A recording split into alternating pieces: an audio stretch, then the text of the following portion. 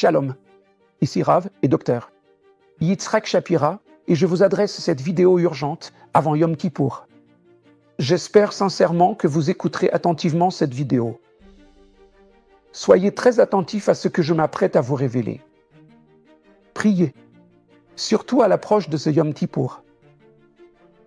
J'espère que cette vidéo que vous vous apprêtez à regarder parlera directement à votre esprit. Cela concerne ce qui se passe en ces jours fixés, juste sous nos propres yeux. Je voudrais commencer par une déclaration que je vous ai écrite, dont je vous ai averti en novembre 2023, il y a presque 2 ans, dans le livre incroyable « La chute d'Édom ».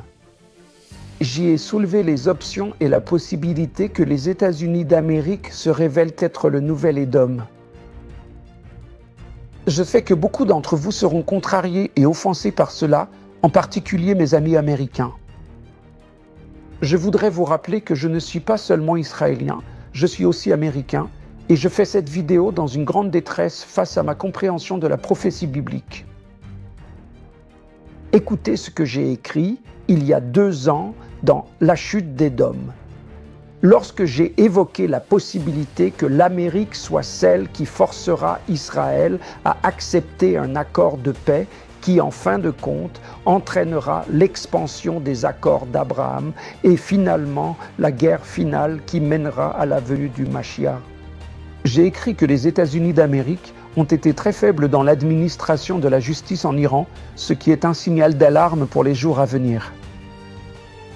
Examinons un autre scénario probable, la situation au Moyen-Orient et la solution du jour d'après. Pour Gaza, restera sombre. La solution probable qui s'offre à nous est une force internationale qui sera déployée en alliance avec les forces palestiniennes pour sécuriser la frontière. Cette alliance de forces internationales pro-palestiniennes créera une coalition contre Israël. C'est ce qui finira par déclencher la guerre finale. La question est, de quel côté seront les États-Unis ? La pression continue sur Israël suscite de sérieux doutes. J'ai écrit ces mots pendant l'administration Biden. Malheureusement, cela est en train de se réaliser sous nos yeux. Aujourd'hui, nous avons écouté le discours de notre président ainsi que celui de Benjamin Netanyahou. Juste avant le discours, c'est Benjamin Netanyahou qui a dû appeler tous les dirigeants arabes et leur présenter ses excuses. Comprenez-vous ? Le Qatar, qui a financé le Hamas depuis le premier jour, qui est directement responsable du 7 octobre, a maintenant reçu des excuses du Premier ministre israélien. Cette excuse a sans aucun doute été exigée par notre président ici. Nous assistons à quelque chose d'épique et de prophétique. Et si vous regardez notre chaîne, j'ai écrit à ce sujet et je vous ai mis en garde. Que dès l'instant où Jacob s'incline devant Ésav, de mauvaises choses sont sur le point d'arriver. Et bien que nous soyons enthousiastes à l'idée que les otages puissent très probablement rentrer chez eux, et puissent-ils rentrer chez eux rapidement ? Nous comprenons aussi aujourd'hui l'implication spirituelle qui se cache derrière cela. Et je veux vous l'expliquer aujourd'hui à travers le prisme de la prophétie. Il est bien connu que la vie de Jacob est un miroir pour tous les cas d'Israël.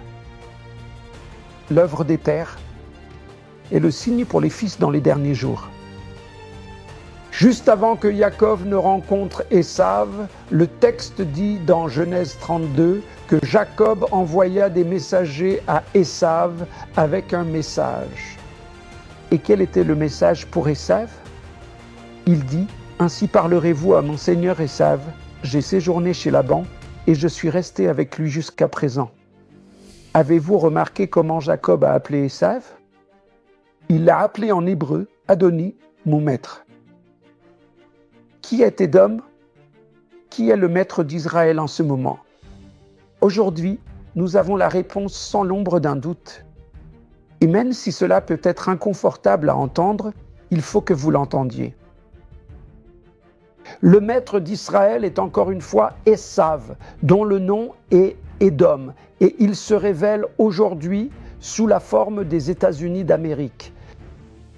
Cela me fait mal de le dire, mais c'est notre propre président qui a clarifié ce point, à savoir qu'il sera à la tête de cette coalition internationale, de cette force internationale et de cette protection internationale, et qu'Israël aujourd'hui s'est incliné devant la volonté d'Ésav, frères et sœurs.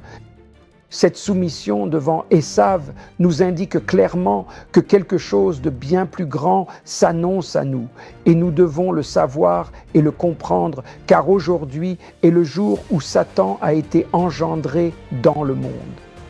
Le prophète Ésaïe a crié dans Ésaïe 59, verset 5. Ils font éclore des œufs de vipère et tissent des toiles d'araignée. Quiconque mange de ces œufs mourra. Et si l'un d'eux est écrasé, il en sort une vipère. Frères et sœurs, peu importe ce que Donald Trump essaie de faire aujourd'hui, même s'il pense qu'il essaie de sauver Israël et de protéger Israël. Il y a un avertissement pour nous tous aujourd'hui. Vous voyez, le mot ici dans Ésaïe 59,5 est le mot hébreu, syphonie. Il est lié au mot tsaphon.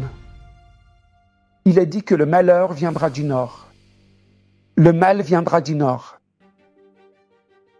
Et il a engendré le Tsiphonie. Qui est ce Tsiphonie? C'est Satan lui-même, le diable en personne. Le Rama dit que lorsqu'ils feront cela, lorsqu'ils permettront au mal d'entrer dans le pays, ils réveilleront un autre type de mal, un mal appelé Sitra Demuta, c'est-à-dire que la mort s'abattra sur nous, sur tous les êtres vivants. Ils ont réveillé le mal.